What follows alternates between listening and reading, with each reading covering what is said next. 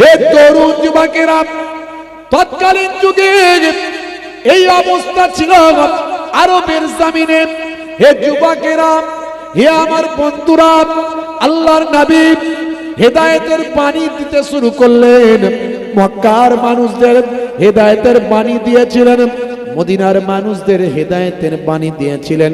হে যুবকেরা, হে আমার মুরব্বিয়ানেরা, শুনে রেখে দিন বাবা, আল্লাহর নবী বললেন, হে মক্কার মানুষ, হে দুনিয়ার মানুষ, হে মদিনার মানুষ, তোমরা যে অন্যায়গুলো করছো করো না, এগুলো ইসলামে নিষেধ। আমার আল্লাহ এগুলো নারাজ। মানুষ হিসাবে সবাই সমান, মানুষকে ভালোবাসো, মানুষকে কষ্ট দিও না, নারীদের সম্মান করো, নারীদের ইজ্জত করো, নারীদের সঙ্গে খারাপ আচরণ করো না, নারীদের সঙ্গে খারাপ ব্যবহার করো না। ধর্ষণ, জেনা, ব্যভিচার করলে মহা পাপ হবে, এটা জঘন্য পথ। কোরআন মাজিদে আমার আল্লাহ বানি ইসরাইলের মধ্যে সূরা বানি ইসরাইলের 32 নম্বর আয়াতে বললেন, হে তরুণ যুবকেরা, আল্লাহর নবী শুনিয়ে দিলেন, যাও যাও, আল্লাহর নবী শুনিয়ে দিলেন, এই দুনিয়ার মানুষ শোনো, আমার আল্লাহ জানিয়ে দিয়েছেন, লা তাকরাবুজ জিনা, তোমরা জিনার ধারে কাছে যেও না, ইন্নাহু কানা ফাহিশাতান, নিশ্চয় জিনা হলো জঘন্য কাজ, জিনা হলো নিশ্চয় জঘন্য কাজ, ওয়াসা সাবিলা, এটা হলো পাপের রাস্তা, এটা হলো অন্যায়ের রাস্তা। তোমরা না না জিনা ব্যভিচারের মধ্যে তোমরা লিপ্ত হও না। হে তরুণ যুবকেরা, বন্ধুরা আমার শোনেন, আল্লাহর নবী বললেন, মদ খাওয়া আল্লাহ হারাম করেছেন। হে মদিনার মানুষ, হে মক্কার মানুষ, মদ পান করো না, মদ খাওয়া আমার আল্লাহ হারাম করেছেন।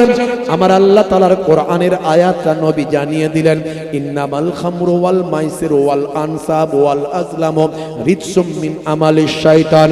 খেও না বাবা, খেও না, মদ খেও না, মদ খাওয়া হলো শয়তানের কাজ। নবী আমার এই কথা যখন বলতে লাগলেন, মদিনার মানুষগুলো মদের ড্রামগুলো বাড়ি থেকে বের করে দোকান থেকে নিয়ে এসে মদিনার রাস্তায় ফেলে দিল। মদিনার রাস্তা ভিজে গেল, যেন মনে হলো আকাশ থেকে পানি হয়েছে। আল্লাহর নবীর এক কথায় তাদের জীবন জিন্দেগি পাল্টে গিয়েছিল। জোরে হবে না? এখন মুসলমান ভাবুন তো একটুখানি, এখনকার ছেলেরা মিলাদুন নবীতেও যায়, ওয়াজও শোনে, আবার রাত্রে 9টা বাজলে 3-4 বন্ধু মিলে আপনার এই ভেবিয়া চৌমাথায় গিয়ে, তালপুকুর মার্কেটে গিয়ে সোপের সামনে হাতটা গলিয়ে দিয়ে বলে, কাকা একটা লাল পানির বোতল চাই। বাঁশবাগানের ধারে, নদীর পারে, পুকুরের ধারে 3-4 বন্ধু মিলে যুক্তি করে মুরগির কষা, চানাচুর ভাজা দিয়ে খায়। আবার খাবার সময় বলে, জানিস না হুজুররা বলে কিছু খেলে বিসমিল্লাহ বলতে হয়। বিসমিল্লাহ বলেছিস? খাচ্ছে মদ, বেটা বলছে বিসমিল্লাহ বলে খা। বুঝতে পারছেন ভাইরা আমার, তরুণ যুবকেরা আমার? আবার যদি কেউ বলে, হ্যাঁ রে শুনলাম নাকি তুই মদ খেয়েছিস, মদ কে বললো মদ খেয়ে? মেডিকেল জুস বল, মেডিকেল জুস, ডাক্তার খেতে বলেছে, শরীর স্বাস্থ্য ভালো হবে। এসব মদ নাকি? সব দেখছিস না কত শোরুমে বিক্রি হয়, সব গ্রিল লাগানো, শাটার লাগানো, হাইফাই দোকানে, স্ট্যান্ডার্ড সব লাইটিং করা, সেখানে ওটা মদ নাকি? মদ তো সেই নদীর গাবালে তৈরি হতো, আগুন দিয়ে পুড়িয়ে পচিয়ে এইসব করে, ওগুলো বলে মদ। এটা হচ্ছে মেডিকেল জুস বল, ভালো ভাষায় বল, মডার্ন নাম, এটা মডার্ন নাম, এটা মদ বলে না, এটা মেডিকেল জুস বলে। বুঝতে পারছেন ভাইরা আমার? আখেরি জামানা, কায়ামতের আলামত, এগুলো সব কায়ামতের আলামত। তোমার বুকে রাখো আল্লাহরই ভয়, আসবে না কোনো দিন কোনো পরাজয়, আসবে না কোনো দিন কোনো পরাজয়। জোরে হবে না সুবহানাল্লাহ? আমাকে লাগবে না, আপনি মুরব্বী মানুষ, আপনারই কে সেবা করে, আপনি আমার সেবা করছেন। দরুদ শরীফ আল্লাহুম্মা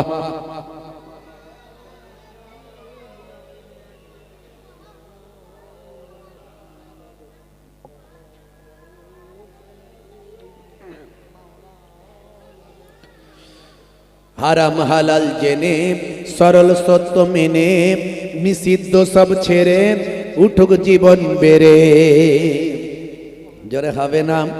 হারাম হালাল জেনে সরল সত্য মেনে নিষিদ্ধ সব ছেড়ে উঠুক জীবন বেড়ে যাবে তুমি জান্নাতে যাওয়া ছিল স্বপ্ন তোমার তোমার বুকে রাখো আল্লাহরই ভয় আসবে না কোনো দিন কোনো পরাজয় জোরে হবে না জোরে হবে না হে তরুণ যুবকেরা বন্ধুরা আমার শোনেন আল্লাহর নবী ওয়াজ করলেন মক্কার বড় বড় কুফফারদের নেতা মদিনার বড় বড় ভাই আমার ইহুদিদের নেতা হে তরুণ যুবকেরা হে আমার মুরব্বিয়ানেরা আল্লাহর নবীর কথাতে তারা হেদায়েত হলো তারা বাবা যারা মদ খেত মদ জীবনের মতো ত্যাগ করে দিল তারা জাবানে আর কখনো জীবন চলে গেল আল্লাহ যেখানে হারাম বলেছেন সেই হারাম জিনিস আর কখনো নিজেদের জাবানে ঠেকাবে না যারা জেনা ব্যভিচার করত তারা জেনা ব্যভিচার করা বন্ধ করেন এখন নারীর সতীত্ব কিভাবে রক্ষা করা যায় নারী সম্মান কেমন করে করা যায় নারীর ইজ্জত নারীকে কিভাবে রক্ষা করা যায় নারীর মর্যাদা কেমন করে দেওয়া যায় নারী হেফাজতের দায়িত্বটা তারা গ্রহণ করেছিল হে তরুণ যুবকেরা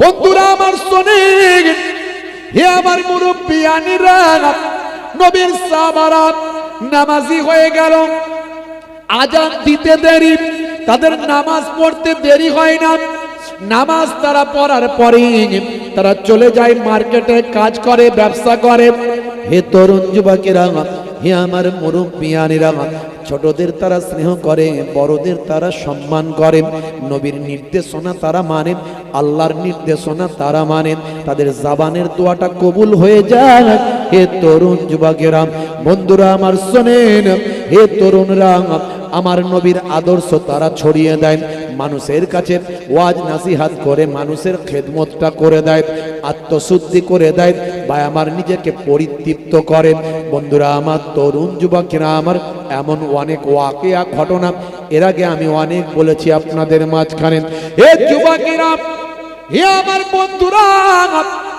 আমার আল্লাহ 1450 বছর আগে যা বলেছেন নবীর সাহাবীরা পুঙ্খানুপুঙ্খ ভাবে পালন করার চেষ্টা করেছে আল্লাহর নবীর নির্দেশনাগুলো তারা মানার চেষ্টা করেছেন সাহাবায়ে কেরামেরা ভাই আমার নামাজটা ঠিকঠাক পড়েছেন রমজানের রোজাটা ঠিকঠাক রেখেছেন রোজার সময় কত কষ্ট করেছেন কত মেহনত করেছেন এই যে রোজা এসে গেছে ভাইরা আমার এই রমজানের রোজা এই রোজার সময় সাহাবায়ে কেরামেরা কত মেহনত করেছেন কত কষ্ট করেছেন কত আত্মশুদ্ধি করেছেন ভাইরা আমার ওয়ানাহারে ওয়ার্দাহারে থেকেও তারা রমজানের কোনো ক্ষতি করেননি রোজার প্রতি কোনো গাফলতি তাদের ছিল না বন্ধুরা আমার মুরব্বিয়ানেরা আমার আল্লাহর নবীর বাড়িতে খাবার নাই আম্মা জান ফাতেমাতুজ জোহরা রাদিয়াল্লাহু তাআলা আনহার বাড়িতে খাবার নাই তারপরেও তারা পানি খেয়ে জীবন যাপন করেছেন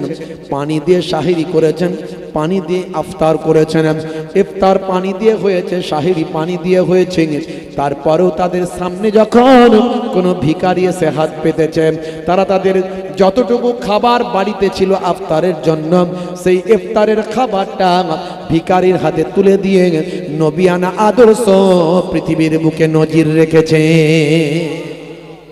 এইভাবে তারা দান সদকা করেছেন রমজান মাসে বেশি বেশি দান করেছেন রমজান মাসে ভাই আমার অন্য মাসের তুলনায় 70 গুণ সওয়াব বাড়িয়ে দেওয়া হয় একটা ভাই আমার নফল ইবাদত সুন্নতের সওয়াব একটা সুন্নত ইবাদত ফরজের মতো সওয়াব আল্লাহ দান করে দেন জোরে বলুন সুবহানাল্লাহ আর একটা ফরজ ইবাদত 70টা ফরজ ইবাদতের সমান করে দেন রমজানের ফজিলত অনেক আল্লাহ দান করেছেন এই রমজান মাসে সাহাবায়ে কেরামরা সব সময় কি করে মানুষের খেদমত করা যাবে দান করা যাবে কি করে ইফতার করাবো মানুষকে কি করে সাহরি খাওয়াবো মানুষকে এই চেষ্টা করতেন সাহাবায়ে কেরামরা তারা আত্মশুদ্ধি করতেন নিজেকে পরিশুদ্ধ করতেন পরিতৃপ্ত করতেন হে তরুণ যুবকেরা বন্ধুরা আমার শোনেন হে যুবকেরা হে আমার মুরব্বিয়ানেরা 1450 বছর আগের কথাগুলো,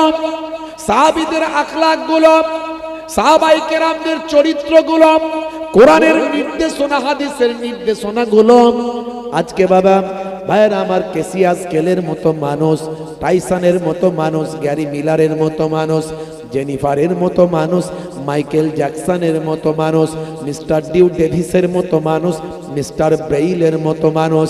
হে তরুণ যুবকেরা, হে আমার মুরব্বিয়ানিরা, শুনে রেখে দিন বাবা, রিচমন্ডের মতো মানুষ, ভাই আমার লরেন্স ব্রাউনের মতো মানুষ, পৃথিবী বিখ্যাত বিখ্যাত নায়ক আর গায়ক, খেলোয়াড়, প্লেয়ার, তারা আজকে আমার নবীর আদর্শকে নিজেদের জীবনে বাস্তবায়িত করল। নবীর জীবন, নবীর আদর্শকে নিজেদের জীবনে বাস্তবায়িত করে পৃথিবীর বুকে সেরা মানুষ হয়ে গেল। পৃথিবীর বুকে তারা সেরা মানুষ হয়ে গেল। আজকে হাসিম আমলা আপনারা দেখেছেন, তার এত বড় মুখ ভর্তি দাড়ি, তিনি ক্রিকেট খেলেন, একজন খেলোয়াড়, পৃথিবী বিখ্যাত একজন সেলিব্রিটি, তিনি কিন্তু দাড়ি রাখতে লজ্জাবোধ করেননি। তিনি বুঝিয়ে দেন পৃথিবীর মানুষকে, আমি আমার নবীর সুন্নতটা দাড়িটা রেখেছি। আমি যখন পানি পান করেন মিস্টার হাসিম আমলা, ভাই আমার ইংল্যান্ডের অলরাউন্ডার ক্রিকেটার, যখন পানি পান করেন মাঠেতে, হাঁটু গেড়ে বসে পানি পান করে পৃথিবীর মানুষকে দেখিয়ে দেন, আমি নবীর সুন্নতের তরিকায় পানি পান করছি। নামাজের টাইম হলে, নামাজের সময় হলে তিনি ঠিক নামাজটা পড়ে নেন। নামাজ তিনি কাজা করেন না, কোনো কারণে কাজা হলেই পরে আবার পড়ে নেন, কিন্তু নামাজ তিনি ছাড়েন না। এই হলো তাদের আদর্শ। তারা পৃথিবীর শ্রেষ্ঠ মানুষে পরিণত হচ্ছে, তারা পৃথিবীর সেলিব্রিটি, তারা পৃথিবীর মানুষকে বোঝাচ্ছে, হে পৃথিবীর মানুষ, তোমরা যদি নবীর আদর্শ মেনে চলো, পৃথিবীর মানুষ তোমাকে স্যালুট করবে। হাসিম আমলা মঈন আলী খান যে টিমে খেলাধুলা করেন, সেই টিমের বাকিরা তো জিতলি শ্যাম্পেন মানে কি মদ খায়, ওই যে মেডিকেল জুস এইসব করে, এগুলো তাদের খোলা লাইসেন্স, এগুলোর মধ্যে তারা আনন্দ উপভোগ করে। কিন্তু হাসিম আমলা যখন থাকে, মঈন আলী খান যখন থাকে, তাদেরকে বলে, আমরা তো একটু বুঝতেই পারছো ভাই, তোমরা একটু, তোমাদের তো চলবে না, তোমরা একটু সাইডে চলে যাও। তাদেরকে পাঠিয়ে দিয়ে তারা আনন্দ করে। তারা এই আনন্দটা এই রকম বড় বড় ব্যক্তিদেরকে সামনে করতে লজ্জা বোধ করে। তারা বলে, হে হাসিম আমলা, হে মঈন আলী খান, তোমরা তো আল্লাহর প্রকৃত বান্দা, নবীর শিষ্য, তোমরা এইসব কাজ তো করবে না, তাই তোমাদেরকে আমরা স্যালুট জানাই। পৃথিবীর বড় বড় ব্যক্তিরা আজকে তারা আমার নবীর আদর্শকে সামনে রেখে পৃথিবীর সেলিব্রিটি হয়েছেন এবং তাদেরকে পৃথিবীর মানুষ স্যালুট করে। জেনে বলবে সুবহানাল্লাহ। ভাইরা আমার, তরুণ যুবকেরা আমার, নিজেকে আত্মশুদ্ধি করতে হবে। একদিকে যেমন নামাজ লাগবে, রোজা লাগবে, সামনে রমজান মাস, রোজা আমাদেরকে আত্মশুদ্ধি করতে শেখায়, তাকওয়াওয়ালা হতে শেখায়। আমরা রোজার মাসে একটু ভেবে দেখুন, বাচ্চা থেকে বুড়ো পর্যন্ত যারা রোজা রাখে, তারা ইচ্ছা করলে লুকিয়ে পানি খেতে পারে। খেতে পারে না? হ্যাঁ, যদি একটু মনে করে যে একটু লুকিয়ে পানি খেয়ে নেবো, কেউ ধরতে পারবে? কেউ পারবে না। সবাই ভাববে রোজাই রেখেছে। কিন্তু যারা রোজা রাখে, লুকিয়ে কি কেউ পানি খায়? লুকিয়ে কি কেউ খাবার খায়? খেয়ে বলে আমি রোজা রেখেছিলাম, কেউ করে কি? করে না। এটাই হলো তাকওয়া, এটাই হলো তাকওয়া। আমার আল্লাহ বলছেন, বান্দারে, হে দুনিয়ার মানুষ শোনো, এই রমজানের মধ্যে তোমাদের জন্য তাকওয়া আছে। ইয়া আইয়ুহাল্লাযীনা আমানু কুতিবা আলাইকুমুস সিয়াম কামা কুতিবা আলাল্লাযীনা মিন ক্বাবলিকুম লাআল্লাকুম তাত্তাকুন। হে দুনিয়ার মানুষ, হে ঈমানদারেরা, তোমাদের উপর রমজানের রোজাটা ফরজ করা হয়েছে, যেমন তোমাদের পূর্ববর্তীদের উপর রমজানের রোজা ফরজ করা হয়েছিল। রোজা যেমন তাদের উপর ফরজ করা হয়েছিল। ভাই আমার, দোস্ত আমার, আল্লাহ বললেন, বান্দারে, এই রমজানের রোজা তোমাদের উপর এই জন্যই দেওয়া হয়েছে যাতে তোমরা মুত্তাকি, তাকওয়াওয়ালা বান্দা হয়ে যেতে পারো, পরিশুদ্ধ হতে পারো, আত্মশুদ্ধি করতে পারো। নামাজও পড়ছে, চিটিংবাজিও করছে, আছে না নাই? দাঁড়িয়ে রেখেছে, ধাপ্পাবাজিও করছে, ওজনে ঠকাচ্ছে, হিসাবে গরমিল করছে, মিথ্যা কথা বলছে, আলচেটে বাড়াচ্ছে। হে তরুণ যুবকেরা, এই যে আপনার পরিশুদ্ধতার অভাব আছে, রমজান আপনাকে পরিশুদ্ধতার শিক্ষা দেয়। হে তরুণ যুবকেরা, হে আমার মুরব্বিয়ানেরা, আপনাকে পরিপূর্ণ মানুষ হতে হবে। শুধু ইবাদত করলেই তো হবে না, তার সঙ্গে অন্যান্য জিনিসগুলোও ঠিক রাখতে হবে। একদিকে যেমন ইমানটাকে মজবুত করতে হবে, 2 নাম্বার হলো ইবাদত, ইবাদতগুলোকেও ঠিক করতে হবে, নামাজ রোজা হজ যাকাত ঠিক রাখতে হবে। 3 নাম্বার আপনাকে মুআমেলাত, আপনার ব্যবহার আচার কালচার কথাবার্তা চালচলন এগুলো সব নবিয়ানার তালিকায় হবে। এই যে হে তরুণ যুবকেরা, এইভাবে আপনার নিজের জীবনকে পরিশুদ্ধ করবেন, পরিতৃপ্ত করবেন, পরিশুদ্ধ করবেন। এইভাবে আপনি আল্লাহওয়ালা বান্দা হতে পারবে।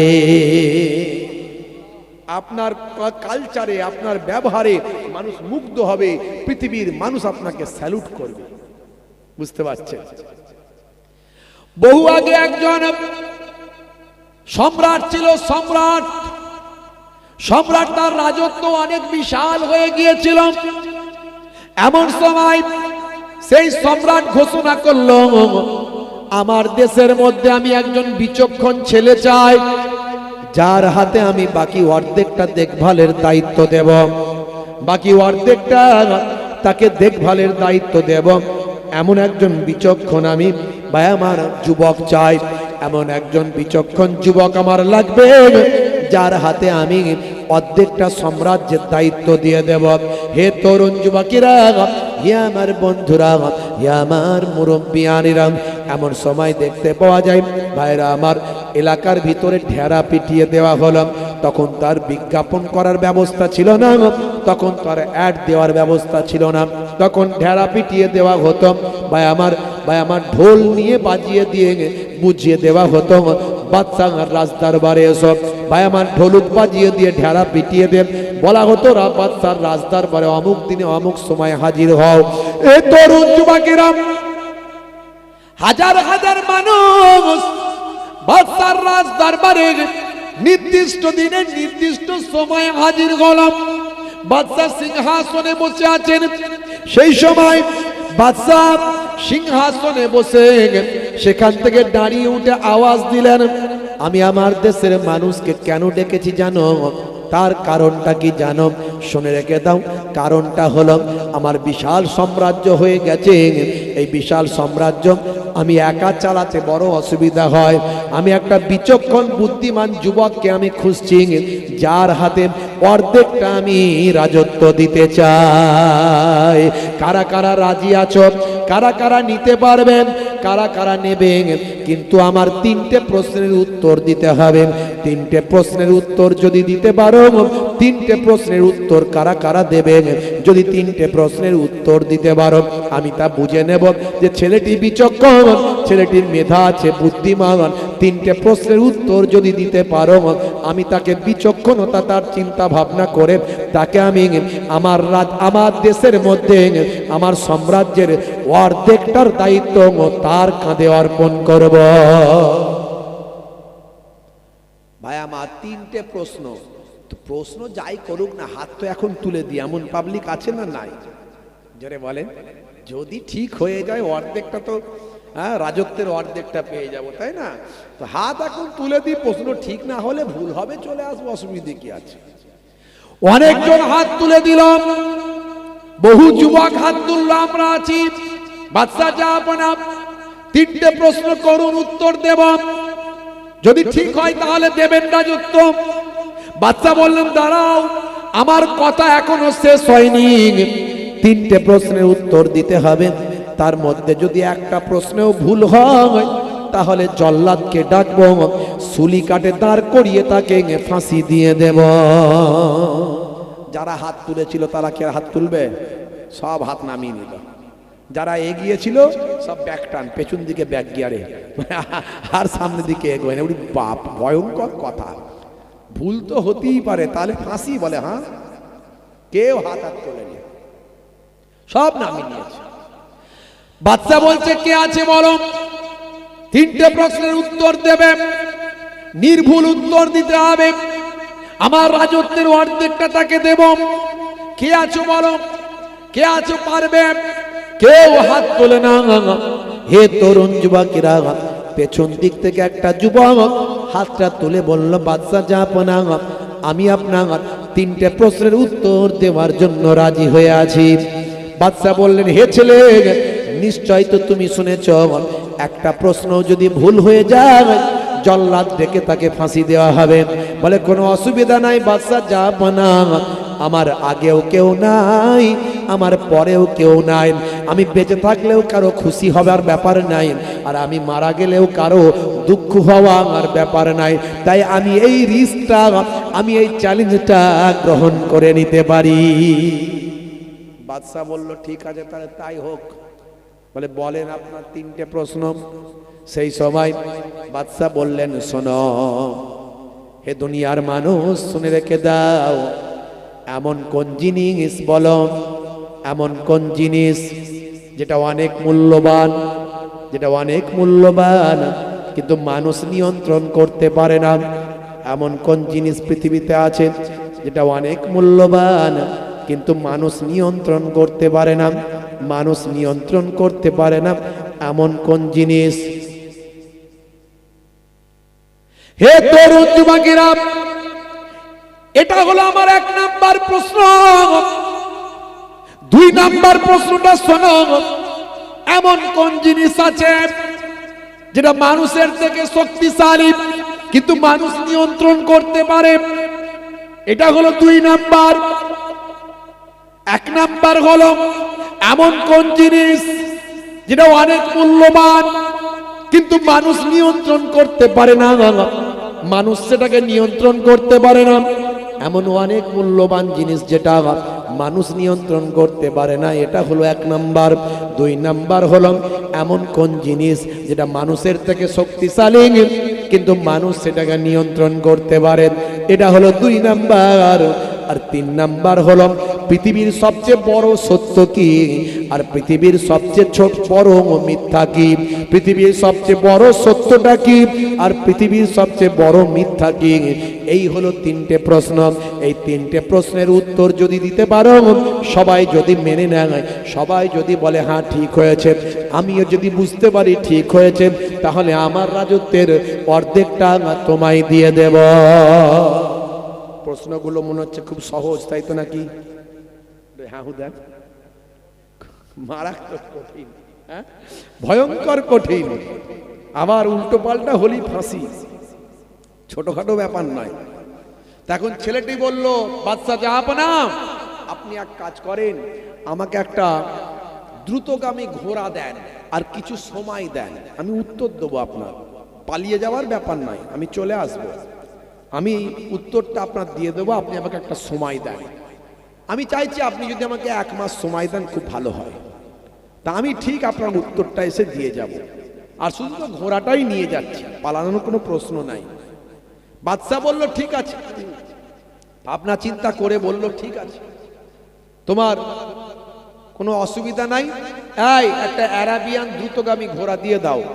আর মনে রাখবে, চ্যালেঞ্জ কিন্তু গ্রহণ করেছো, বাদশার সঙ্গে পাকামো করলে হবে না। এত মানুষের সামনে চ্যালেঞ্জ গ্রহণ করেছো, পালিয়েই বা যাবে কোথায়? দুনিয়ার যে মূল্য কি যাও না কেন, আমার সৈন্যরা খুঁজে নিয়ে আসবে, তোমাকে নিয়ে এসে ফাঁসিতে চড়িয়ে দেওয়া হবে। 1 মাস তোমাকে সময় চাইছো, দিয়ে দিলাম, যাও। হে তরুণ যুবকেরা, বন্ধুরা আমার শোনেন, সেই যুবকটি রাজ দরবার থেকে দ্রুতগামী ঘোড়াটা নিয়ে বেরিয়ে গেল। তার কিছুই নাই, ঘর নাই, বাড়ি নাই, এখানে ওখানে থাকে, এইভাবে জীবন যাপন করে। বাপ নাই, মা নাই, ভাই নাই, বোন নাই, বউ নাই, ছেলে নাই, একেবারে সে একা। হে তরুণ যুবকেরা, সেই যুবক ছেলেটি, ভাই আমার ছিমছিমে পাতলা যুবক ছেলেটি দ্রুতগামী ঘোড়াটা চেপে রাজ দরবার থেকে বেরিয়ে গেল। অনেকেই মনে করেছিল মনে হয় ছেলেটা আর কোনোদিন ফিরবে না। বাদশার বিশ্বাস ছিল যদি সে না ফেরে আমার সৈন্য দিয়ে হলেও তাকে ধরে নিয়ে আসবো, কারণ বাদশার সঙ্গে পাইতারা চলবে না, বাদশার সঙ্গে ভাই আমার এই মস্করা চলবে না, বাদশার সঙ্গে এই রকম মজাক করা চলবে না। এর শাস্তি তাকে আমি দেব যদি সে নির্দিষ্ট সময়ের মধ্যে না আসে। 1 মাস তার হাতে সময় দেওয়া হলো। এই 1 মাস ধরে পৃথিবীর এদিক থেকে ওদিক পর্যন্ত তার যতটুকু ক্ষমতা ততটুকুর ভিতরে বিভিন্ন দিকে সে ঘোড়া নিয়ে ছুটে বেড়াতে লাগলো। যত বড় বড় পণ্ডিত, যত বড় বড় জ্ঞানী মানুষের সন্ধান পেল, তার কাছে গিয়ে হাজির হয়ে বলল, আমার 3টে প্রশ্নের উত্তর দিন, যা চাইবেন আমি আপনাকে তাই দেব। বড় বড় বিজ্ঞ পণ্ডিত জ্ঞানীগুণী মানুষেরা প্রশ্ন শুনে মাথা খারাপ, বলে এর প্রশ্নের আবার উত্তর কি দেবো রে বাবা, এ কি প্রশ্ন আর কি বা উত্তর হবে।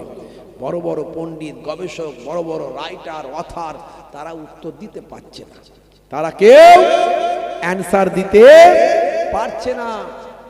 এবারে যত সময় কাছে আসছে, এবার ছেলেটি মরার ভয় পাচ্ছে। এতদিন বুক ফুলিয়ে বলছিল আমার আগেও কেউ নাই, পরেও কেউ নাই, আমি বাঁচি আর মরি কি আছে।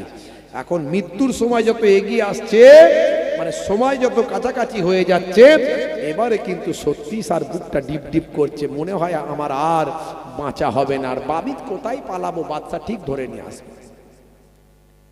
হে তরুণ যুবকেরা, বন্ধুরা আমার শোনেন, হে আমার মুরব্বিয়ানেরা, হে যুবকেরা, আল্লাহ বলছেন বান্দারে, হে দুনিয়ার মানুষ শোনো, আল্লাযিনা উতুল ইলমা দারাজাত, তোমাদের মধ্যে প্রকৃত আহলে ইলম যারা, যাদের মধ্যে কোরআন হাদিসের জ্ঞান আছে, তারাই হলো সবচেয়ে বড় সম্মানিত ব্যক্তি। সবচেয়ে বেশি সম্মানিত ব্যক্তি হলো তারা। নেতা মন্ত্রীরা, মহারাজ, ডাক্তার, ইঞ্জিনিয়ার, ভাই আমার যত বড়ই পণ্ডিত হোক না কেন পৃথিবীতে, যাদের মধ্যে কোরআনের জ্ঞান আছে, যাদের মধ্যে হাদিসের জ্ঞান আছে, তারা হলো তোমাদের মধ্যে সবচেয়ে বড় জ্ঞানী মানুষ, তারাই হলো তোমাদের মধ্যে সবচেয়ে বেশি সম্মানীয়। কোরআনের ওসিলায়, হাদিসের ওসিলায়, আল্লাহ এবং নবীর জন্য আলেমে হাক্কানীদের অনেক সম্মান। কিন্তু সে আলেমরা এখন ভাই আমার কি বলবো, এক শ্রেণীর আলেম শুধু পড়ে শুনে আলেম হয়েছে দুনিয়াবি ফায়দার জন্য। এখনকারের একটা শ্রেণীর আলেম, তাদের মধ্যে বা আমল নাই, মানে আমলওয়ালা, যা পড়েছি তা অ্যাপ্লাই করছি, যা জানে সেটাকে পৃথিবীতে অ্যাপ্লাই করে, এই রকম আলেম আজকাল কমে গেছে।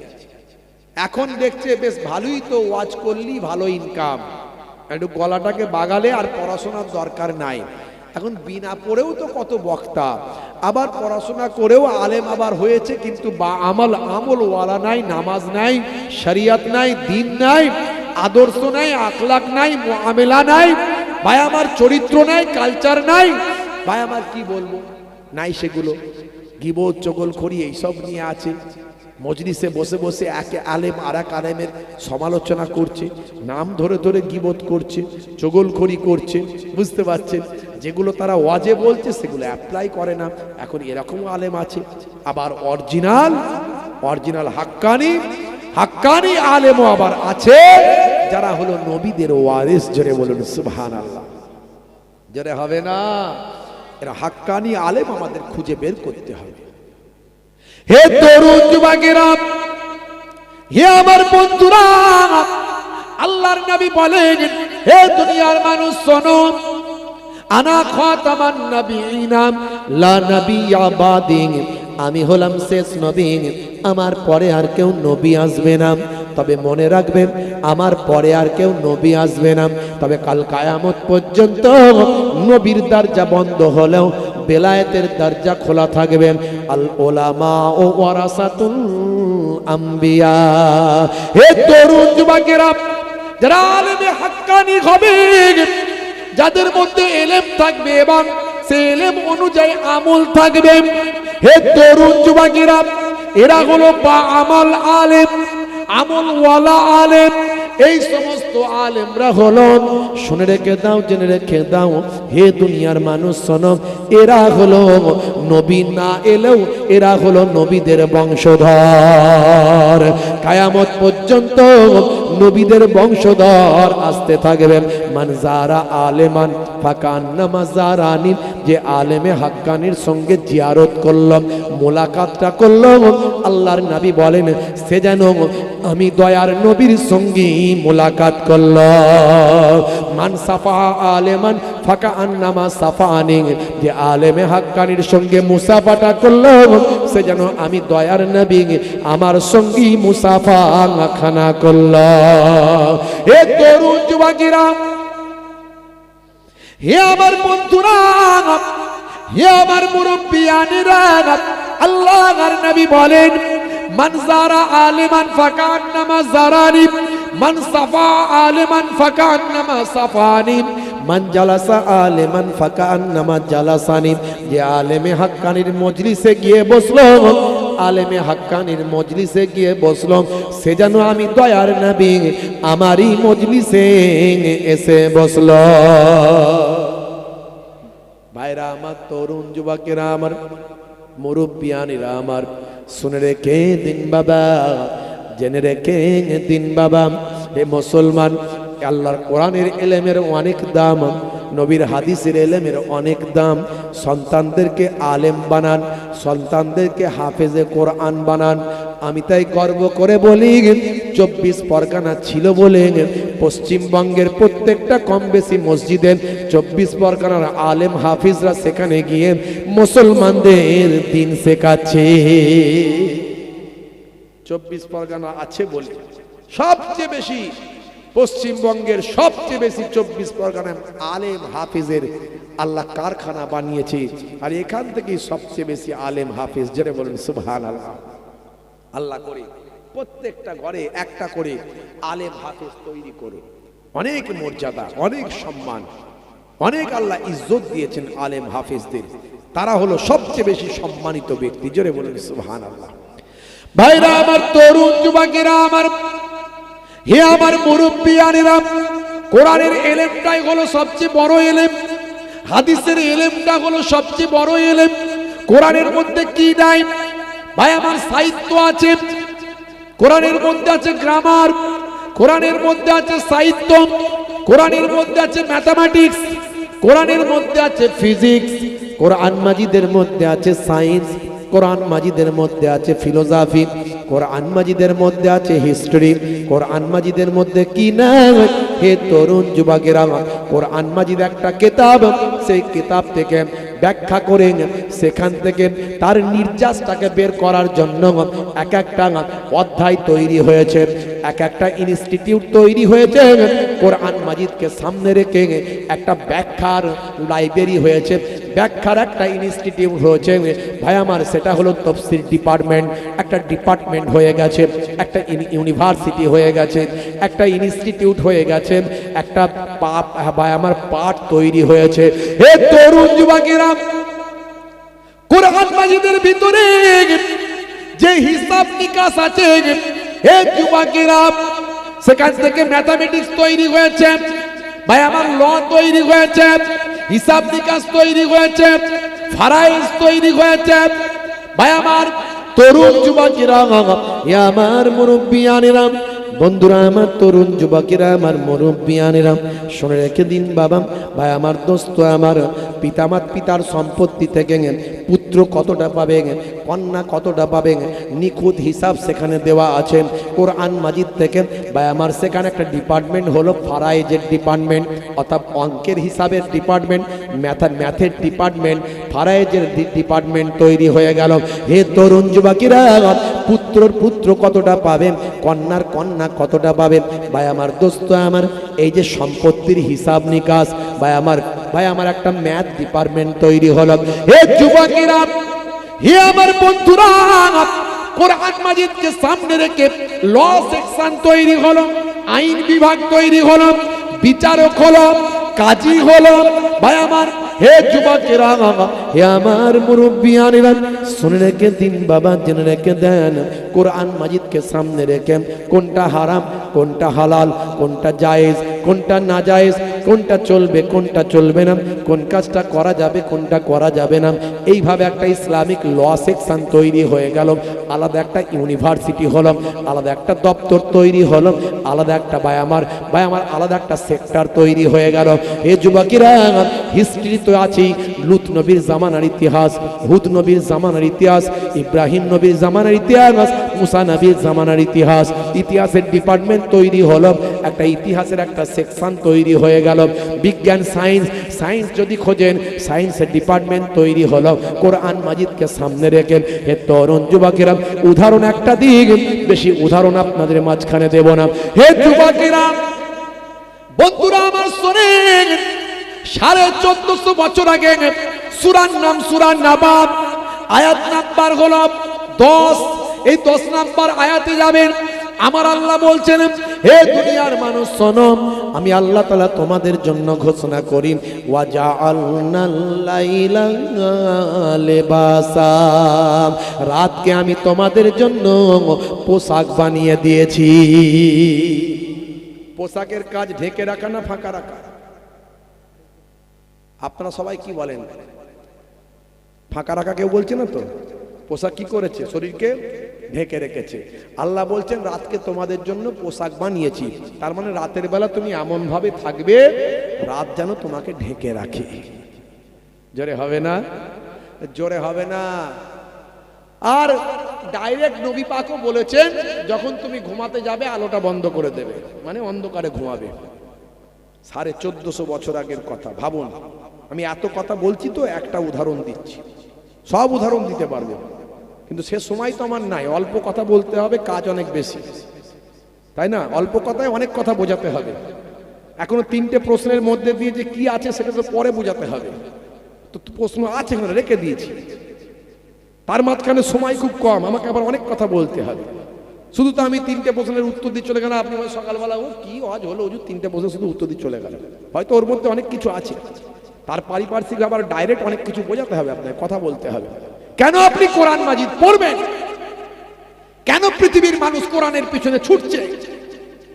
কেন ক্যাসিয়া স্কেলের মতো মানুষ, গ্যারি মিলারের মতো মানুষ, জেনিফারের মতো মানুষ কোরআন মাজিদ পড়ে কোরআনে মুক্ত হলো? অনেক কথা, একটা উদাহরণ দিচ্ছি। উদাহরণ অনেক আছে আমার, কিছু কম বেশি 50টা এমন উদাহরণ দিতে পারবো, আমার হৃদয়ে রাখা আছে কম বেশি। ভাইরা আমার, রাতের বেলা আল্লাহ বললেন, রাতকে তোমাদের জন্য পোশাক বানিয়েছি। পোশাকের কাজ হলো শরীরকে ফাঁকা রাখা, তাই তো নাকি? হ্যাঁ হুদান বলছে হ্যাঁ। বলছি পোশাকের কাজ শরীরকে ফাঁকা রাখা, বলছে হ্যাঁ। ও আজ শুনছেন তো নাকি? শরীরকে ঢেকে রাখা, তাই তো নাকি? হ্যাঁ। তো যাই হোক, পোশাকের কাজ শরীরকে ঢেকে রাখা। নবীও বললেন, অর্থাৎ রাতকে তোমাদের জন্য পোশাক বানিয়েছি, মানে রাতের বেলা এমন ভাবে থাকবে, রাত যেন অন্ধকার যেন তোমাদের ঢেকে রাখে, তার মানে অন্ধকারের ভিতরে থাকবে। আর ডাইরেক্ট নবী পাক সাল্লাল্লাহু আলাইহি ওয়াসাল্লাম এই ব্যাখ্যাগুলো আরো ক্লিয়ার করে দিয়েছেন, হাদিসের মধ্যে আরো ব্যাখ্যাগুলো ক্লিয়ার হয়েছে। এই জন্য কোরআনের ব্যাখ্যা হাদিস বলা হয়, কোরআনের সবচেয়ে বড় ব্যাখ্যা হলো হাদিস। তো আল্লাহর নবী বললেন, যখন ঘুমাতে যাবে লাইটটা বন্ধ করে দেবে। 1450 বছর আগের কথা এগুলো।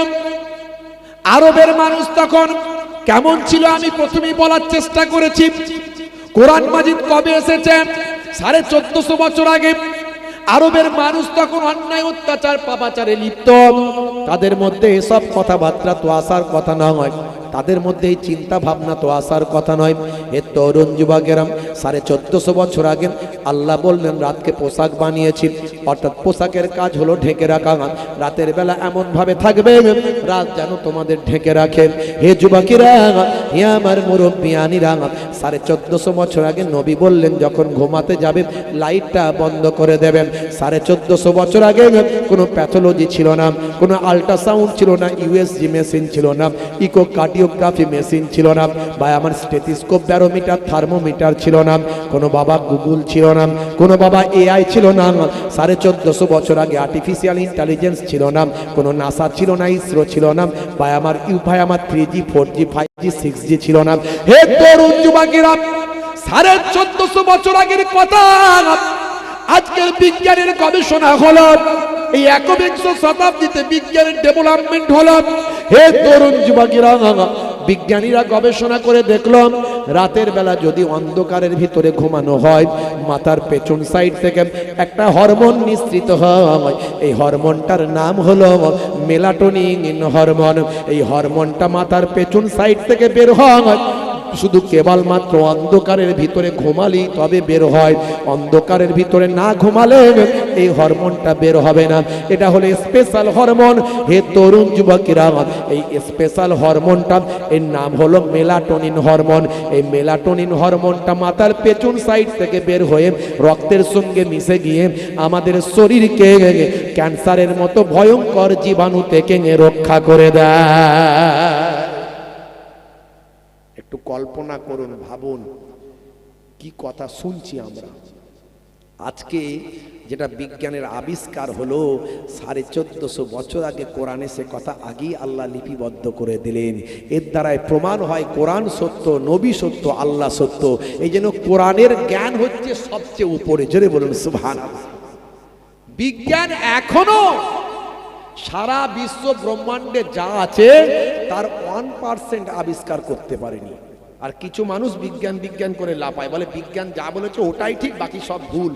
হ্যাঁ, বিজ্ঞান বলেছে নাকি বানর থেকে মানুষ, আগে নাকি মানুষের লেজ ফেস ছিল, এ ডাল থেকে ও ডাল ছুটে ছুটে বেড়াতো, তাই তো নাকি? তাহলে আমাদের পূর্বপুরুষরা তাই করতো নাকি? এ ডাল থেকে ও ডাল ছুটে ছুটে বেড়াতো, বানরের মতো লাপাতো, তাই তো নাকি? বলে বানর থেকে আস্তে আস্তে নাকি মানুষ হয়ে গেছে। কিছু যুবক ছেলে বলে তাই ভালো, ওটাই ঠিক। হ্যাঁ, এই হুজুরদের কথা ভুল, কোরআন আবার ঠিক বলে নাকি? কোরআন বলে ধর বাবু, সব কথা ঠিক নয়। আমার আল্লাহ তাআলা কম বেশি আজ থেকে 9000 বছর আগে পৃথিবীর বুকে বিনা পিতায় বিনা মাতায় আমার আল্লাহ কুদরতি ক্ষমতায় ভাই আমার প্রথম নিজের মাটির পুতলা থেকে, মাটি থেকে, পানি থেকে শুরু করে পঞ্চ ভাই আমার আপনার বিভিন্ন রকম উপাদান দিয়ে, 5টা উপাদান দিয়ে আমার আল্লাহ প্রথম হযরতে আদম নবীকে পুতলা বানিয়েছিলেন। সেই পুতলা তৈরি আজও হয় দেখবেন রাস্তাঘাটে, কিন্তু রূহ নাই। আমার আল্লাহ রূহ দান করে আদম নবীর নাকের ভিতর থেকে শরীরের ভিতরে রূহটাকে দিলেন। পরবর্তীকালে অনেক ঘটনা, সেই রূহটা দিয়ে আমার আল্লাহ আদম নবীর জন্মদান করে দিলেন। জোরে হবে না ভাইরা আমার? জান্নাতে তৈরি করেছিলেন আমার আপনার নবী হযরতে আদম আলাইহিস সালাতু ওয়াস সালামকে, আদি পিতা। পৃথিবীর বুকে আমার আল্লাহ পাঠালেন আজ থেকে কম বেশি 9000 বছর আগে, জান্নাত থেকে বের করে দিলেন। ইতিহাস বলছে। হে তরুণ যুবকেরা, হে আমার বন্ধুরা, এই জন্য কোরআনের ইলম সবচেয়ে বড় ইলম। হে যুবকেরা, সেই কোরআনের জ্ঞান একটু অর্জন করুন। বাচ্চা বেলা একটু সন্তানদের কোরআনের ইলম দিন, কোরআনের জ্ঞান দিন। তারপর আপনার ছেলেটাকে ডাক্তার করুন, মাস্টার করুন, বা আমার হায়ার এডুকেটেড করুন, আইএস আইপিএস ডব্লিউবিসিএস অফিসার করুন। এই কয়েকদিন আগে আপনারা দেখেছেন হায়দ্রাবাদের ছেলেটা, নাম হলো মুস্তাফা হাসমি, বাচ্চা বেলায় হাফেজে কোরআন হয়েছিল, আল্লাহর কোরআন মাজিদটা মুখস্থ করেছিল। তারপর তার মেধা, তার ভাই আমার স্মরণ শক্তি, তার তীক্ষ্ণ ব্রেন আমার আল্লাহ এত মজবুত করেছিলেন, প্রথম চান্সেই সে মেডিকেলে চান্স পেল এবং খুব সহজে ডাক্তার হয়ে গিয়েছিলাম। এমবিবিএস ডাক্তার হওয়ার পরে তার মনে হলো, তার কনফিডেন্স এত বেড়ে গেল, বয়স অল্প অবস্থায় হাফেজ হয়েছে, আবার ডাক্তারও হয়েছে। এবার তার মনে হলো আমি আইপিএস অফিসার হব, ডব্লিউবিসিএস পরীক্ষা দেব। হে তরুণ যুবকেরা, হে আমার মুরব্বিয়ানেরা, এক চান্সে ডব্লিউবিসিএস পরীক্ষা দিয়ে তিনি আইপিএস অফিসার হয়ে গেলেন। ঝাড়খণ্ডের মতো জায়গায় সেখানে তিনি পোস্টিং থেকে মানুষের খেদমত করছেন, সমাজের খেদমত করছেন, অসহায় মানুষদের সেবা করছেন, নবীর আদর্শ মানুষের কাছে ছড়িয়ে দিচ্ছে। কোরআনের ইলম আপনাকে উচ্চ জায়গায় পৌঁছে দেবে।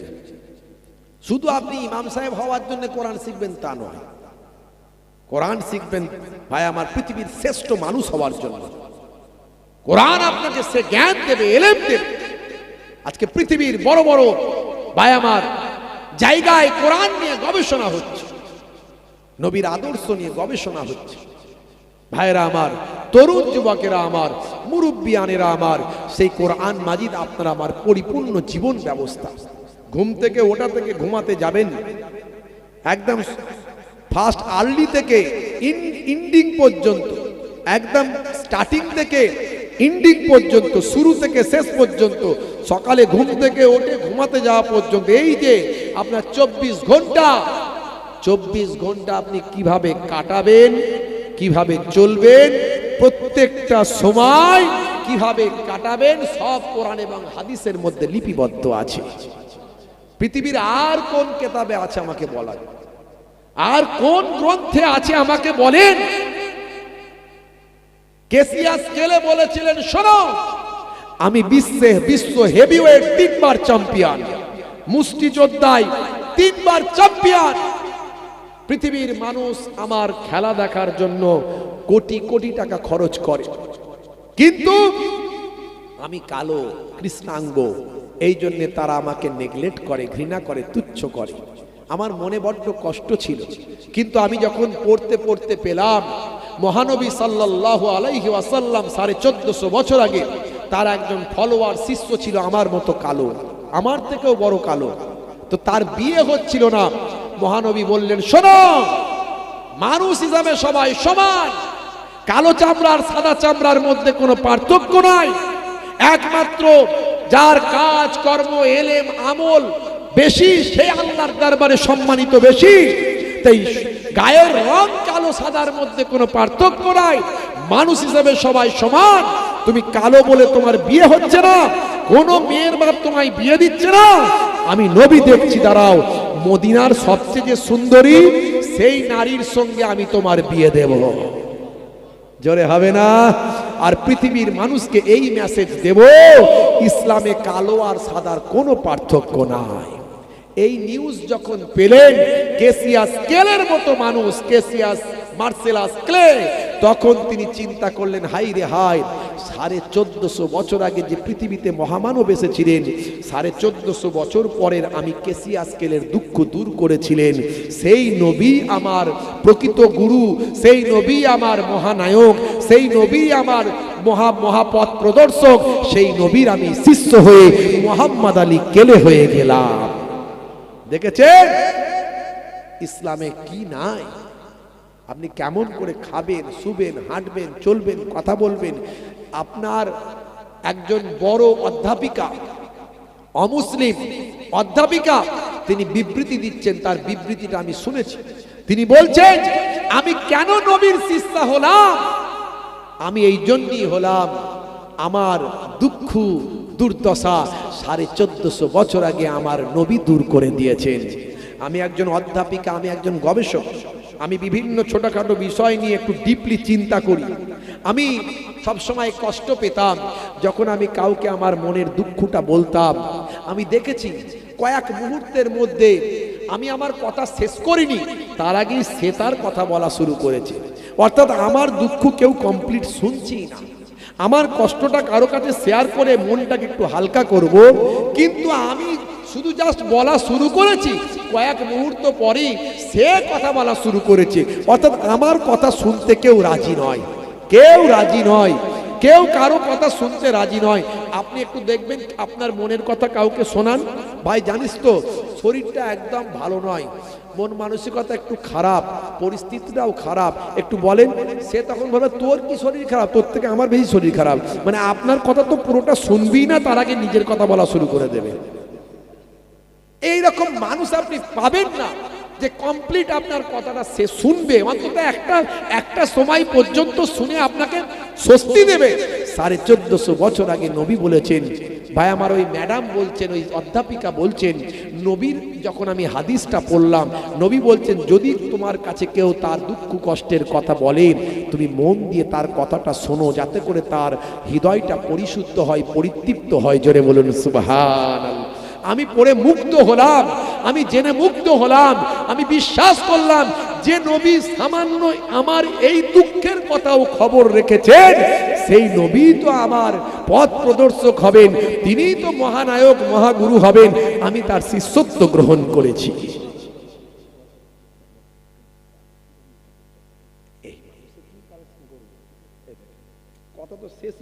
তাহলে কি হবে এখন? আমি পরে ভাইকে দিয়ে পাঠাবো, ভাবতে ভালো আমি সময় লেগে যাবে, সময় আমার তো, তাহলে কথাগুলো আর বলা হবে না, কি করবো? কালেকশনের মধ্যে একটা পরিস্থিতি আছে, একটা সেই তৈরি করতে হয়, সেগুলো মুখে বললি লোককে দেবে না, লোকে বললি দেবে না, এটা সঙ্গে সঙ্গে। আমি তখন ভাইরা বলছি না, আমি বললাম ভাইকে দিয়ে করবো, বলে দিয়েছিলাম তখন আমি। দরুদ শরীফ আল্লাহুম্মা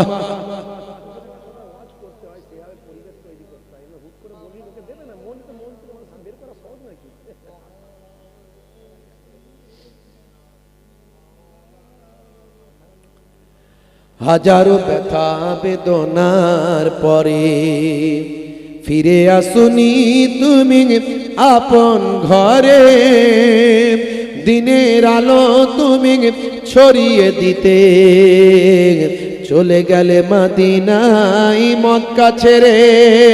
হে রাসূল তোমাকে ভুলি আমি কেমন করে। জোরে হবে না, জোরে হবে না।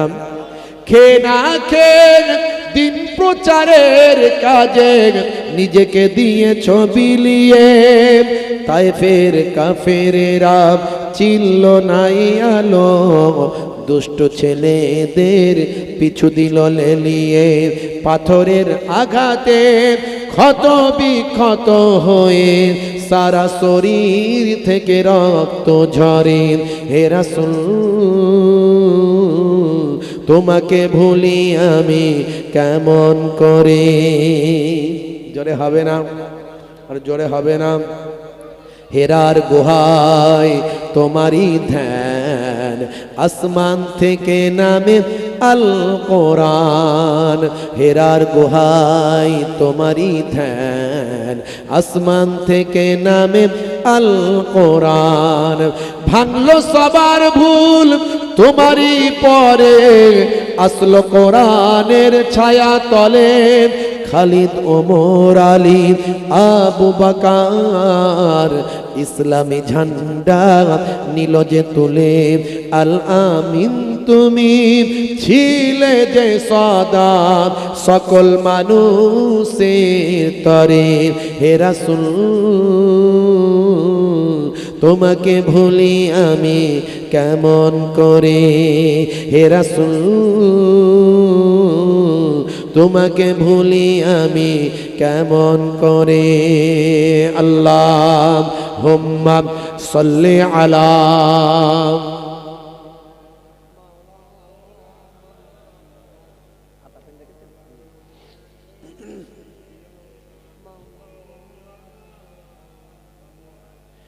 হে তরুণ যুবকেরা, হে আমার বন্ধুরা, হে আমার মুরব্বিয়ানিরা, শুনে রেখে দিন বাবা। এমন সময় ছেলেটির হাতে সময় কম, সংক্ষেপে বলি, লম্বা চওড়া নয়, বেশ ভাই আমার আর মাত্র কয়েকটা দিন বাকি আছে, হাতে গোনা কয়েকটা দিন মাত্র বাকি আছে। ছেলেটি ধরে নিল আমার প্রশ্নের উত্তর হয়তো কেউ দিতে পারবে না, আমি বড় ভুল কাজ করে ফেলেছি, কেন আমি চ্যালেঞ্জটা গ্রহণ করলাম? আমার কিছু নাই ঠিক আছে, কিন্তু আমার জীবন তো মূল্যবান, আমি মরতে তো চাই না। ছেলেটি বড় কষ্ট পেল, দুঃখ পেল, মরুভূমির উপর ভ্রান্তভাবে ঘুরতে শুরু করলাম। বিভ্রান্তের মতো ঘুরতে ঘুরতে মরিচিকার মতো একটা ছোট্ট কুঁড়ে ঘর দেখতে পেলাম। হে তরুণ যুবকেরা, সেই কুঁড়ে ঘরটার দিকে যতটা যায় যেন মনে হয় ঘরটা আরো পিছিয়ে চলে যায়। অনেক দূর যাওয়ার পরে দেখে সত্যি কুঁড়ে ঘরের সামনে এসে হাজির হলাম। এসে দেখে হাই রে হাই, এসেছিলাম বড় আশা যদি এখান থেকে আমার উত্তরটা পাওয়া যায়। এসে দেখে একজন বৃদ্ধ মানুষ, একজন দরবেশ মানুষ, উস্কো খুস্কো চেহারা, কুঁড়ে ঘরের সামনে বসে বসে একটা পাত্রেতে তার দুধ আছে, সেই দুধটাই একবার বিড়ালকে খাওয়ায়, একবার নিজে সেখান থেকে খায়, একবার পোষা বিড়ালকে খাওয়ায়, একবার নিজে সেখান থেকে খায়। হায় রে হায়, বিড়ালের সঙ্গে যে খাবার খায় এরকম উস্কো খুস্কো মানুষ আমার প্রশ্নের উত্তর দিতে পারবে না। ঘোড়া থেকে নামতে গিয়ে মনে মনে করছে আর নামবো না, চলে যায় বলে আবার চলে যেতে যাচ্ছে। কিন্তু ওই দরবেশ মাথা নিচু করেই বসেছিলেন, সেখান থেকে আওয়াজ দিয়ে বলে, হে যুবক, এলে যখন চলে যাচ্ছ কেন? নামো, কথা বলো, চলে যাচ্ছ কেন? বলে বাপরে বাপ, এ তো আমার দিকে ভালো করে তাকায়নি, কিন্তু দেখে নিয়েছে, বুঝে নিয়েছে, দেখি কি হয়, দেখি কি অবস্থা। বলে নামলো। নেবে ছেলেটি গিয়ে বলে, হে দরবেশ সাহেব, সালাম নেবেন। আদব জানালো, সালাম দিল, দিয়ে বলে, দরবেশ আমি বড় বিপদের মধ্যে আছি। সব কথা খুলে বলল। ভাইরা আমার, তরুণ যুবকেরা আমার, দরবেশকে জানালো, আমি বড় আশায় এসেছি দরবেশ সাহেব, যদি আমার 3টে প্রশ্নের উত্তর আপনি দিতে পারেন, আপনি যা চাইবেন আমি সেটা আপনাকে দেব। আমি অর্ধেকটা রাজত্বের আমি মালিক হয়ে যাব, তারপর সোনা দানা জায়গা জমি সম্পত্তি যা চাইবেন আপনাকে দেব। সেই সময় হে তরুণ যুবকেরা, দরবেশ সাহেব বলেন, শোনো, তোমার 3টে প্রশ্নের উত্তর আমি তো দিতে পারবো, কিন্তু আমি একসঙ্গে দেব না। তবে তোমাকে 3টে প্রশ্নের উত্তর যদি তুমি চাও, তোমাকে অনেক ত্যাগ স্বীকার করতে হবে, অপেক্ষা করতে হবে, সময় আরো বাড়াতে হবে। যাও যাও, তোমার 1 নাম্বার প্রশ্ন যেটা আছে তার উত্তরটা আমি বলে দিচ্ছি। এত সহজ প্রশ্ন পৃথিবীর কোনো মানুষ তোমাকে দিতে পারলো না। এত বড় বড় পণ্ডিতের কাছে গেছো, তারা কিন্তু দিতে পারলো না। শোনো, তোমার সহজ প্রশ্নের উত্তরটা আমি তোমাকে দিই। হে বাবা, ছেলে শোনো, তোমার 1 নাম্বার প্রশ্ন ছিল, এমন কোন জিনিস, যে জিনিস খুবই মূল্যবান কিন্তু কেনা যায় না, কিন্তু কেনা যায় না, এত মূল্যবান জিনিস পৃথিবীর মানুষ কেউ তাকে কিনতে পারবে না, এটা কোন জিনিস? হে যুবক, শুনে রেখে দাও, যাও তোমার বাচ্চাকে গিয়ে বলবে, এই জিনিসটা হলো যা অনেক মূল্যবান কিন্তু কেনা যায় না, এটা হলো সময়, এটা হলো টাইম, এটা হলো ওয়াক্ত। যাও যাও যাও, যা গিয়ে তোমার বাচ্চাকে বলে দেবে, টাইম হলো অনেক মূল্যবান, সময় হলো অনেক মূল্যবান, কিন্তু সময়কে কেউ কিনতে পারে না। তখন ছেলেটি আনন্দিত হলো, আরে বাপ রে বাপ, আমার তো উত্তর সঠিক দিয়েছে। বলে, দরবেশ সাহেব, শুক্রিয়া শুক্রিয়া, ধন্যবাদ, আলহামদুলিল্লাহ, আপনি যা চাইবেন তাই আপনাকে দেব। তো আর 2টো বলেন। বলে আর 2টো হবে না। বলে সর্বনাশ, আর 2টো হবে না মানে? বলে হ্যাঁ, এই একটা গিয়ে আগে বলে তুমি বাচ্চার কাছ থেকে আরো টাইম বাড়িয়ে নাও, সময় বাড়িয়ে নাও। চলে গেল বাচ্চার কাছে। বাচ্চা সেখানে বসে আছেন, এতগুলো দিন পার হয়ে গেছে, ছেলেটি আসেনি। হে তরুণ যুবকেরা, হে আমার মুরব্বিয়ানিরা, সবাই আনন্দিত হলো।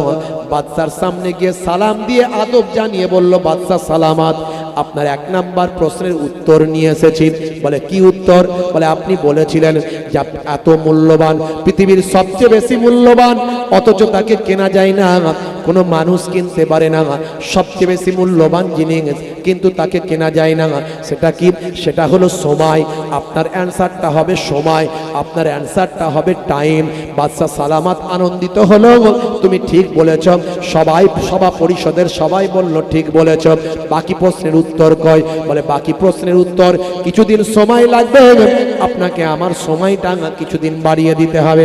বাদশা সালামাত বলল, যাও যাও, তোমার সময় আরো কিছুদিন বাড়িয়ে দিলাম, অতদিন পর্যন্ত, এই টাইম পর্যন্ত তোমার সময় দেওয়া হলো। তবে মনে রাখবেন, একটাও যদি উত্তর ভুল হয়, ফাঁসি কাস্টে তোমায় ঝোলাবো। বাদশা বলল, ছেলেটির বুদ্ধি আছে, ঠিক উত্তর নিয়ে এসেছে বটে। ভাই আমার, আবার বেশ কয়েকটা দিন কেটে গেল, আবার দরবেশের কাছে গিয়ে হাজির। দরবেশের কাছে, খুব সংক্ষেপে আমি বলছি, ছোট করে বলছি, একদম লম্বা চড়া নয়, শর্টকাটে বলছি। দরবেশ সাহেব, ভাই আমার, আনমনে বসে বসে কি যেন পড়ছেন, কি যেন করছেন। গিয়ে সালাম দিয়ে দরবেশকে বললেন, দরবেশ সাহেব, আমি এসে হাজির হয়েছি, বেয়াদবি গুস্তাকি মাফ করবেন, আমার 2 নাম্বার প্রশ্নের উত্তরটা দেন। 2 নাম্বার প্রশ্নের উত্তরটা দিলে বড় খুশি হব, আর আপনি যা চাইবেন আপনাকে দেব। দরবেশ বলেন, আমার কিছু চাওয়ার নাই, আমার কিছু পাওয়ারও নাই, আমি বাবা ফকির ফোকারা দরবেশ মানুষ, তো দেখতেই পাচ্ছ কোথায় আছি। তোমার উত্তরটা হলে তুমি স্বস্তি পাবে, তুমি আনন্দিত হবে, তুমি খুশি হবে। যাও, তোমার 2 নাম্বার প্রশ্ন ছিল মানুষের থেকে শক্তিশালী, মানুষের থেকে শক্তিশালী, কিন্তু কেউ তাকে নিয়ন্ত্রণ করতে, মানুষ তাকে নিয়ন্ত্রণ করতে পারে। তোমার 2 নম্বর প্রশ্ন ছিল, এটা কোন জিনিস, এটা কোন জিনিস যা মানুষের থেকে শক্তিশালী, কিন্তু মানুষ সেটা নিয়ন্ত্রণ করতে পারে। এটা হলো তোমার 2 নাম্বার প্রশ্ন।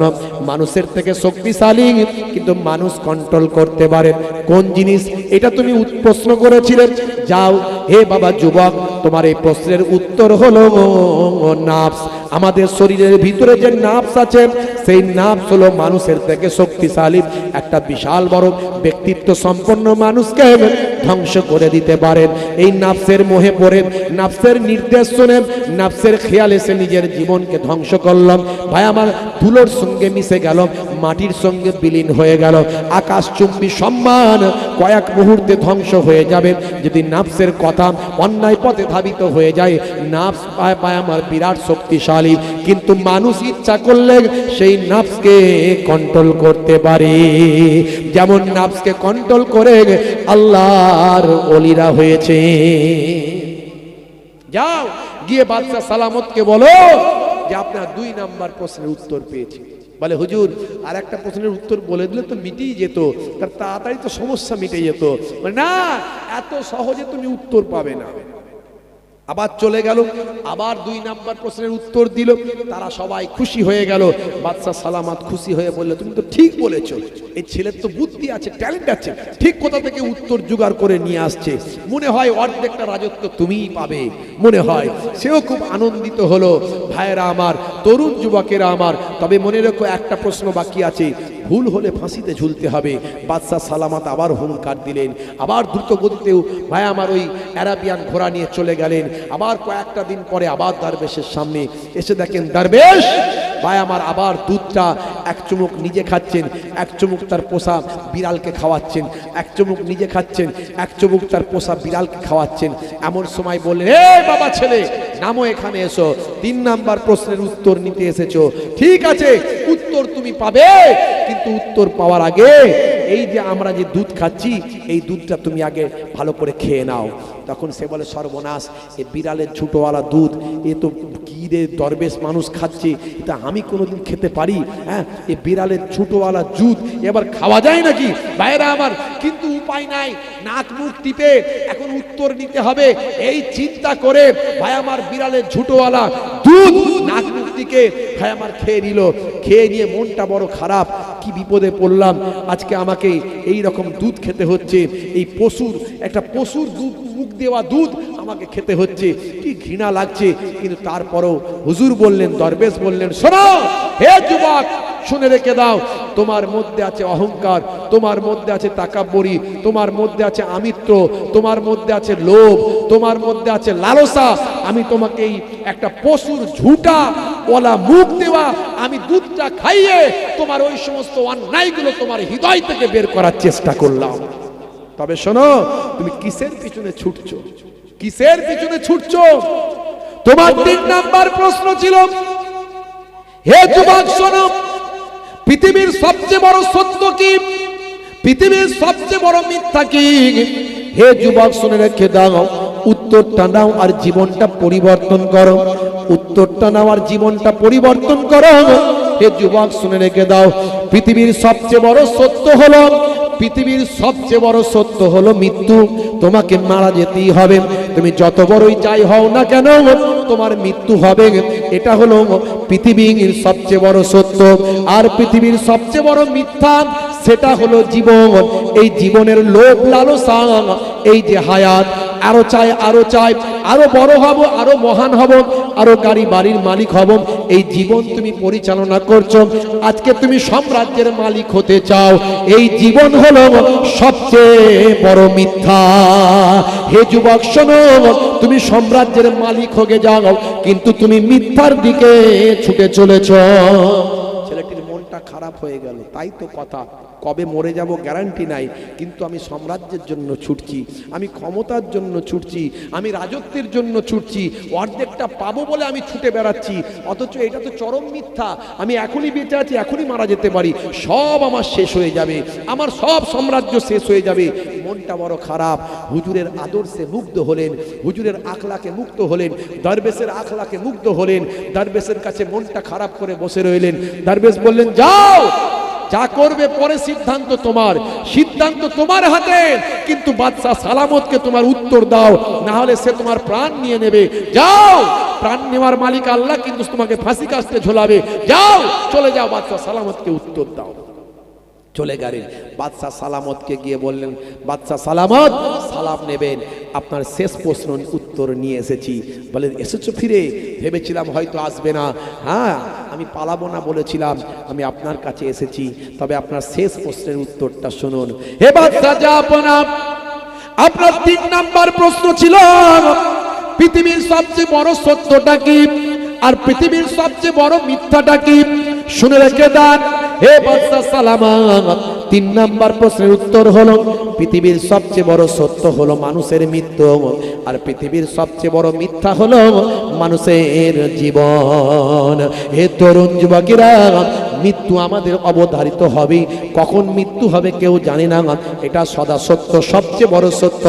এ সত্যের কাছে আর কিছু নাই।